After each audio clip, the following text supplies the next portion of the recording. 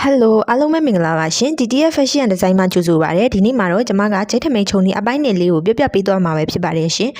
အပိုင်းတစ်လေးကိုတော့ရှေ့မှာတင်ပေးထားရပေါ့နော်ဆွဲနည်းညံဒီအပိုင်းတစ်လေးကိုရှေ့မှာတင်ပေးထားပါတယ်ဒါပေမဲ့လို့ဒီအပိုင်းနယ်လေးရဲ့ကွတ်မအောင်မှာကိုလည်းအပိုင်းတစ်လေးကိုလင်းချပေးထားပါမယ်ရှင်ဒါဆိုလို့ရှိရင်ရှေ့မှာဆွဲခဲ့ပြီးပြီဆိုတော့ကျမတို့တောက်ကလေးတွေကိုအရင်ဆုံးစချုပ်ပါမယ်ရှင်တောက်ကလေးတွေကိုတခြားလေးထပ်ပြီးတော့ပေါ့နော်တခြားလေးအညီညှိပြီးတော့ချုပ်လာပေးခဲ့ပါမယ်ချော်တဲ့အသားဆိုလို့ရှိရင်တော့ပင်အန်လေးနဲ့တခြားထိမ့်ပြီးတော့ချုပ်လာပြီးခဲ့ပေါ့နော်ကျမကတော့ဒါကတော့ခြီသားလေးဆိုတော့ကိုပါကိုပဲပေါ့နော်တခြားလေးထပ်ပြီးတော့အညီလေးညီပြီးတော့ချုပ်လာပြီးခဲ့လိုက်ပါတယ်ရှင်ဟုတ်ကဲ့ပါဒီထမိန်စကဲရဲ့ခြုံကြီးလေးရဆိုလို့ရှိရင်တောက်လေးက၄ချောင်းပဲပါတယ်ပေါ့နော်အဲ၄ချောင်းလေးကိုချုပ်လာပြီးခဲ့ပါမယ်တောက်လေးချုပ်တဲ့အချိန်မှာတခြားလေးပေါ့နော်ကိုဆွဲလာတာလေးကိုတခြားလေးအညီလေးထပ်ပြီးတော့ချုပ်ပေးလာခဲ့ပါမယ်တုတ်တဲ့နေရာလေးမှာလည်းတခြားလေးပေါ့နော်တုတ်လာပေးခဲ့ပါမယ်ဒီထမိန်စကဲရဲ့ခြုံနည်းလေးရဆိုလို့ရှိရင်ပေါ့နော်ဝါတဲ့သူတွေအတွက်ဘိုက်ပူတဲ့သူတွေအတွက်လည်းအဆင်ပြေရပေါ့နော်ကျမကတော့ဒီနည်းလေးကိုအဆင်ပြေတယ်သဘောကျပါတယ်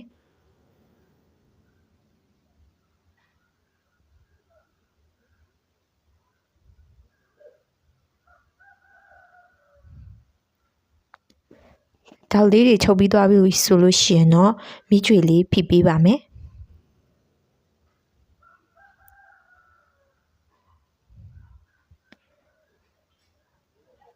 တောက်ကလေးတွေကိုတခြားလေးဖြန့်ပြီးပေါ့နော်မိကျွေလေးဖိပေးခဲ့ပါမယ်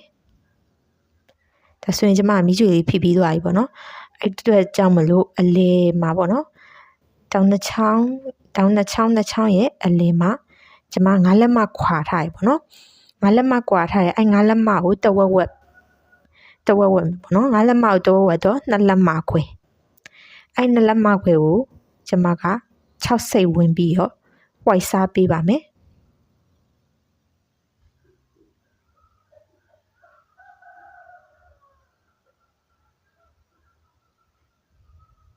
ဒါဆိုရင်ကျမ6စိတ်ဝင်ပြီးဝိုက်စားပေးလိုက်တယ်နော်ညှက်ချလိုက်ပါမယ်ရှင်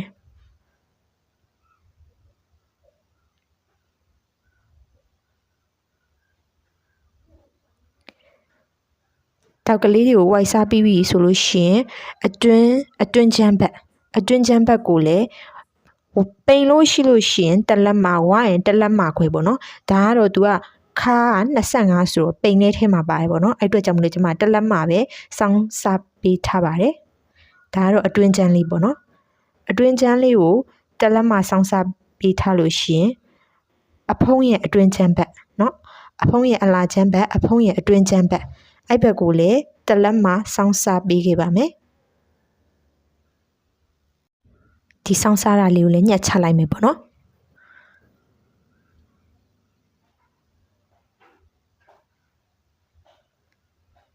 ဒါဆိုရင်ညှက်ချပြီးသွားပြီဆိုလို့ရှိရင်ဘေးတီရောမယ်ပေါ့နော်ဘေးတီလို့ရှိရင်ကျမတို့ကအောက်မှာလေးလက်မဝင်ပေးထားတယ်ပေါ့နော်အောက်မှာလေးလက်မဝင်ပြီးတော့အပေါ်က17လက်မဆင်းပေးထားတယ်တစ်လက်မချုပ်စာအမှတ်နေရာမှာတိချတုံမယ်ပေါ့နော်အဲ့ဒါလေးကိုချုပ်လာပေးခဲ့ပါမယ်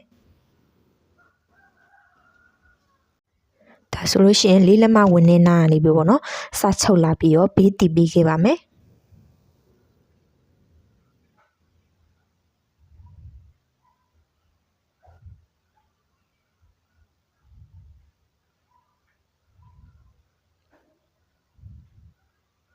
ကျမတို့ရှီသားလေးကိုရှုပ်ပြထားဆိုတော့ပေါ့နော်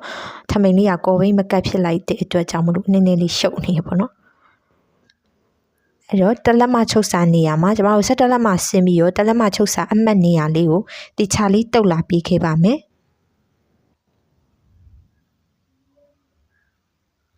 ချုပ်ပြီးသွားလို့ရှိရင်အဲ့ဒီလေးလက်မဝင်တဲ့နေရာကြီးကိုပေါ့နော်တတိုင်းမထားဘဲနဲ့ကျမတို့တစ်လက်မကျန်ညှက်ချလိုက်ပါမယ်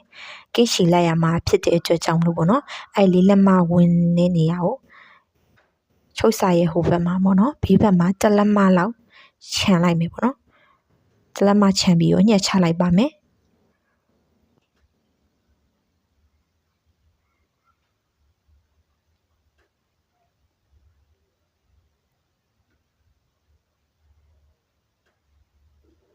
ညှက်ချပြီးသွားပြီဆိုလို့ရှိရင်တလွာချင်းပေါ့နော်ကိရှီလိုက်ပေးပါမယ် ဖြန့်ပြီးရောပေါ့နော်ချုပ်ရိုးလေးကိုဖြန့်ပြီးရောတလွာချင်းကင်းရှိလိုက်ပေးပါမယ်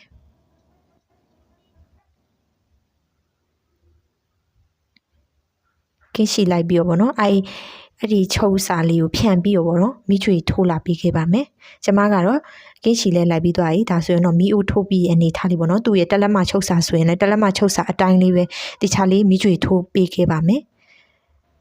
အဲ့ဒီတက်လက်မလေးအတိုင်းပေါ့နော်ချုပ်လာပေးခဲ့ပါမယ်ချုပ်စာလေးကိုမလန်အောင်လို့ပေါ့နော်အဲ့ဒီတက်လက်မလေးအတိုင်းချုပ်လာပေးခဲ့ပါမယ်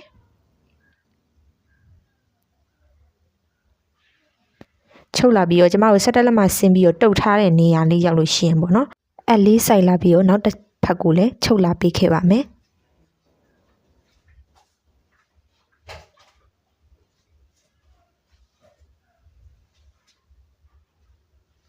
ဒီလိုမျိုးလေးချုပ်တာဆိုလို့ရှိရင်ပေါ့နော်အဲ့တက်လက်မချုပ်စာလေးက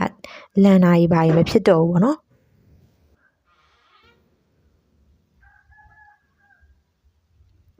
ဒါဆိုရင်တော့ချုပ်ပြီးတော့ပါပြီ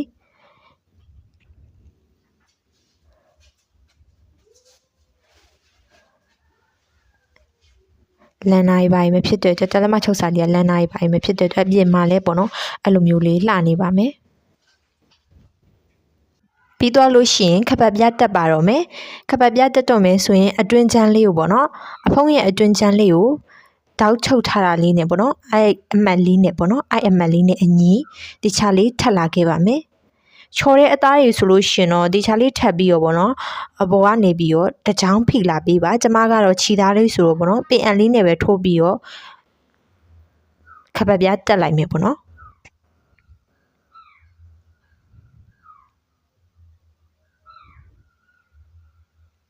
အညီလေးထပ်လာပြီးတော့ခပတ်ပြားလေးတက်ပါတော့မယ်ရှင်ကျမကတော့ခပတ်ပြားကိုအထက်ဆင်လေးပဲတက်လိုက်မယ်ပေါ့နော်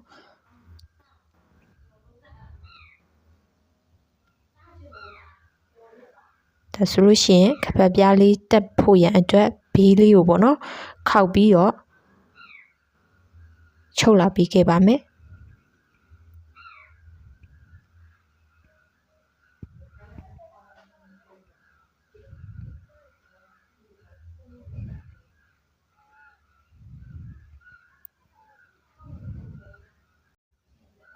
ဒါဆိုရင်ခပတ်ပြားလေးတက်လာခဲ့ပါပြီကျမတို့တောက်ချုပ်ထားတဲ့နေရာလေးဆိုရင်ပေါ့နော်ဒါဆိုရင် white စားထားတာ white စားထားရင်လည်းသူ့အလိုက်တင်လေးနဲ့သူပေါ့နော်တခြားလေးချုပ်လာခဲ့ပါမယ်အိုင်နာလေးကိုလည်းပေါ့နော်တခြားလေးအဝိုင်လေးအတိုင်းပဲပေါ့နော်ချုပ်လာပေးခဲ့ပါမယ်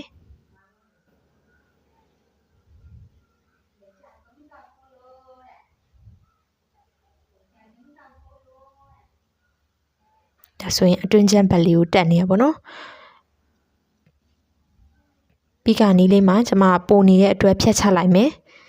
ထက်စင်လေးပိုနေတဲ့အတွက်ဖြတ်ချလိုက်မယ်ပေါ့နော်လေးစိတ်လေးခြံပြီးတော့ဖြတ်ချလိုက်ပါမယ်ပိုတာလေးကိုပေါ့နော်နောက်ပြီးတော့ထားလိုက်မယ်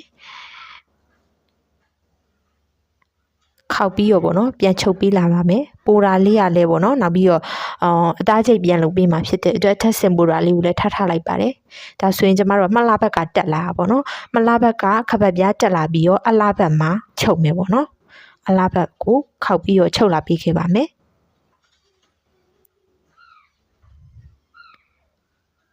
ချုပ်တဲ့အချိန်မှာလည်းပေါ့နော်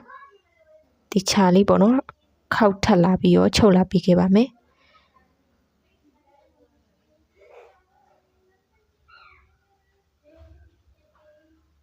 ဒါဆိုရင်ဒီတိုင်းလေးပေါ့နော်ခောက်ပြီးတော့ချုပ်ပေးလာခဲ့ပါမယ်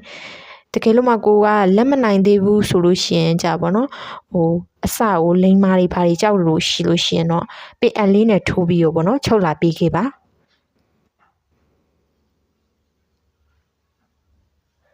ကျမတော့ပင်အန်မထိုးတော့ဘူးပေါ့နော်ဒီတိုင်းပဲချုပ်လာပေးခဲ့လိုက်ပါမယ်ပင်အန်ထိုးပြနေနေကြာနေမှာဆိုလို့ပေါ့နော်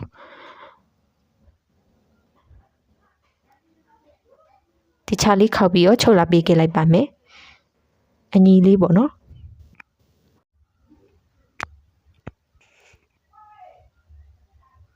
တခြားလေးခောက်ပြီးတော့ချုပ်လာပေးခဲ့ပါမယ် ဒါဆိုလို့ရှိရင်ကိုကပေါ့နော်ကိုခောက်တာလေးကတေချာညီခဲ့တယ်ဆိုလို့ရှိရင်ခပ်ပပြမလိမ်ဘူးပေါ့နော်လိမ်နာရေးပါမဖြစ်ဘူးကိုကတေချာလေးကအညီလေးခောက်ပြီးတော့ချုပ်ပေးလာခဲ့ပေါ့နော်အဲ့ဒါဆိုလို့ရှိရင်ခပ်ပပြလေးကမညီဘူးသူကသူညီညီလေးပဲပေါ့နော်ခောက်ပြီးတော့ချုပ်သွားအဆင်ပြေပါတယ်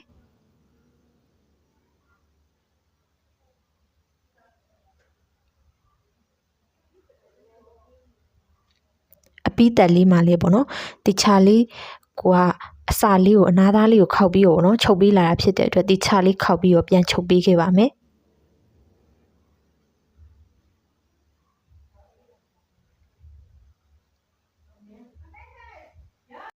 ဒါဆိုရင်ချုပ်ပြီးသွားပြီဆိုရလို့ရှိရင်အပေါ်ကနေတစ်ချောင်းပေါ့နော်အလာလေးထပ်ဖိပေးပါမယ်တစ်ချောင်းအလာလေးထပ်ဖိပေးပါမယ်ဒါမှပေါ့နော်ဝတ်လို့ရှိရင်သူကကက်လေးနေအောင်လို့ပေါ့နော်အပေါ်ကနေတစ်ချောင်းလေးတိချာလေးပြန်ဖိပေးလိုက်ပါမယ်ဖိပြီးသွားလို့ရှိရင်ကျမကအသားချိန်မတက်သေးဘူးပေါ့နော်အရင်ဆုံးအောက်အနားလေးအရင်ဆုံးခောက်လိုက်ပါမယ်အောက်အနားလေးကိုကျမတို့ကကိုလိုချင်တဲ့အရှိထက်2လက်မပေါ့နော်ခောက်စာပေါင်းပေးလာတဲ့အတွက်ကြောင့်မလို့အရင်ဆုံး1လက်မခောက်ချပြီးတော့နောက်1လက်မခောက်ချပြီးတော့ချုပ်လာပေးခဲ့ပါမယ်မိကျွေလေးပေါ့နော်မိကျွေလေးနဲ့တခြားလေးပေါ့နော်ဖိပြီးတော့1လက်မကိုခောက်လာပေးခဲ့ပါမယ်ဒါဆိုတော့ကျမကတော့ပေါ့နော်ခောက်ပြီးလာခဲ့ပြီဆိုတော့အညီလေးပေါ့နော်တိုင်းလေးပဲအော်နာလေးခောက်လာပေးခဲ့ပါမယ်ချုပ်လာပေးခဲ့ပါပြီ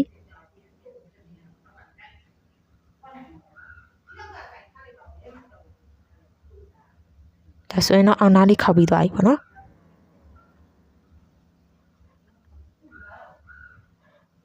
အောက်နားလေးခောက်ပြီးသွားပြီဆိုလို့ဒါဆိုရင်ကျမတို့အသားချိတ်တက်ပါတော့မယ်အသားချိတ်တက်တော့မယ်ဆိုရင်ချိတ်တက်မဲ့နေရာလေးကနေပြီးတော့ပေါ့နော်အဖုံးချမ်းဘက်ချိတ်တက်မဲ့နေရာလေးကနေခါကိုနှစ်စားတဲ့အဖြေလေးကိုမှတ်လိုက်ပါမယ်ပြီးရင်အတွင်းချမ်းဘက်ပေါ့နော်အတွင်းချမ်းဘက်ကိုလည်းချိတ်တက်မဲ့နေရာအစာလေးကနေပြီးတော့ခါကိုနှစ်စားတဲ့အဖြေလေးမှတ်လိုက်မယ်ပေါ့နော်ဒါဆိုရင်အသားချိတ်လေးတက်ပါတော့မယ်အသားချိတ်တက်မယ်ဆိုရင်ဆွမ်းနာပိုးရဲပေါ့နော်အထက်စင်လေးကိုထက်စင်က2လက်မခွဲအကျယ်လေးမို့လို့ပေါ့နော်ကျမကလေးစိတ်ညှက်ချလိုက်တယ်ပေါ့နော်လေးစိတ်ညှက်ချပြီး2လက်မအကြံလေးထားပါတယ်အဲ့2လက်မအကြံလေးကိုပေါ့နော်ခောက်လာပေးခဲ့ပါမယ်တဝက်ခောက်လာပေးခဲ့မယ်ပေါ့နော်မီအိုးလေးထိုးလာပေးခဲ့ပါမယ်ဒါဆိုတော့ကျမမီအိုးလေးထိုးပြီးသွားပြီပေါ့နော်မီအိုးလေးထိုးပြီးသွားလို့ရှိရင်လေးစိတ်တွေ့ချလာခဲ့ပါမယ်ဒါဆိုရင်လေးစိတ်ပေါ့နော်အတွင်းတယ်လို့ပေါ့နော်လေးစိတ်လေးတွန့်ချပေးလာခဲ့ပါမယ်ကျမကတော့တစ်ဖက်ဆိုလို့ရှိရင်ပေါ့နော်အသားချိတ်ကို4ခု5ခုလောက်တော့တက်တယ်ပေါ့နော်အဲ့အတွက်ကြောင့်မလို့ဒါဆိုရင်တစ်ဖက်စာလေးရသွားပြီပေါ့နော်တစ်ဖက်စာလေးကိုတက်ပါတော့မယ်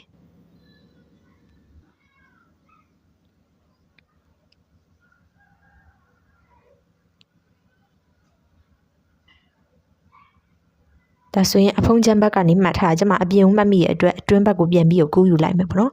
အတွင်းဘက်လေးကိုပြန်ပြီးကူးယူလိုက်မယ်အဲ့ဒီအမှတ်ရဲ့အလယ်လေးကိုထားပြီးတော့ပေါ့နော်အသားချိတ်လေးကိုတက်မယ်အသားချိတ်လေးကိုတက်တော့မယ်ဆိုလို့ရှိရင်ချိတ်မဲ့နေရာလေးကိုပေါ့နော်တခြားလေးရာကြည့်ပြီးတော့မှတက်ပေါ့နော်ဒါဆိုရင်အမှတ်အလယ်လေးကိုတဝက်စီထားပြီးကိုက9ခုတက်မယ်ဆိုလို့ရှိရင်ပေါ့နော်တဝက်အမှတ်ရဲ့အလယ်လေးကိုထားပြီးတော့ပေါ့နော်တက်လိုက်ပါမယ်ဒီအသားချိန်လေးရဆိုလို့ရှင်ကိုကနည်းနည်းလေးဝလာလဲရွှေ့ပြီးတော့ချိတ်လို့ရတယ်ပေါ့နော်အဲ့အတွက်ကြောင့်မလို့ကျမက45စစ်လောက်တော့ပေါ့နော်တက်ပေးပါတယ်ဒါဆိုလို့ရှင်တော့တစ်ဖက်တော့တက်ပြီးသွားပြီပေါ့နော်နောက်တစ်ဖက်တက်ပါတော့မယ်